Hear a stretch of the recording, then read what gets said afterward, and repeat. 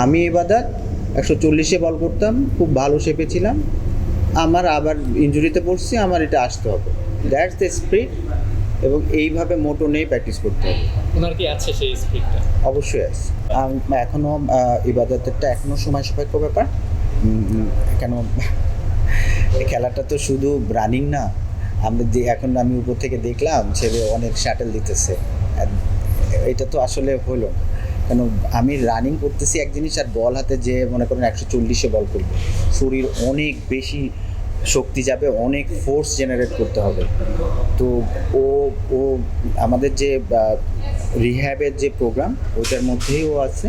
ওটার সাথে সাথে আমাদের যারা যে পেস বোলিং কোচ আছে তারেক আছে, ও এটা মেনটেন করছে। তো যদি ঠিক মতন হয় তাহলে আসলে এটা বলা এখনই ডিফিকাল্ট যে কবে ফিরতে পারবে। একটা টাইম ফ্রেম আছে যে এতদিনের মধ্যে হইতে পারে, এটা থেকে কমও লাগতে পারে, হ্যাঁ, এর থেকে একটু বেশিও লাগতে পারে। তো ওইটাও করছে এবং সিরিয়াসলি করছে, এখন সময় বলে দিবে এটা।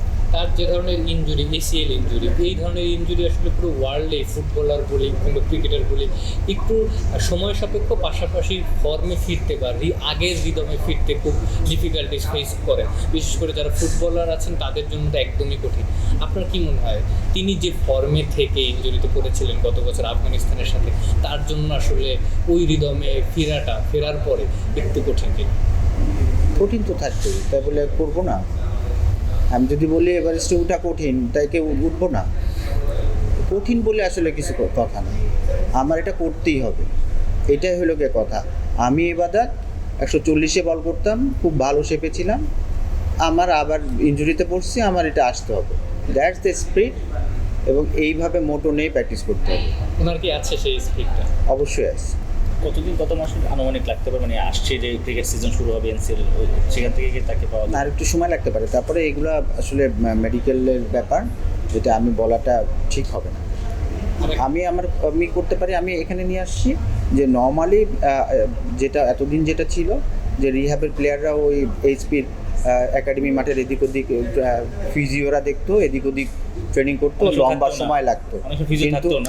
কিন্তু এখানে যেহেতু প্রোগ্রামের মধ্যে আমরা অ্যাটাচ করে নিছি, যেন আসলে শুধু দৌড় দেওয়াটাই তো আসলে ফিটনেস না, ও বল নিয়ে বল করবে, ও কিছু ফিল্ডিং ল্যাটারাল মুভমেন্ট করবে।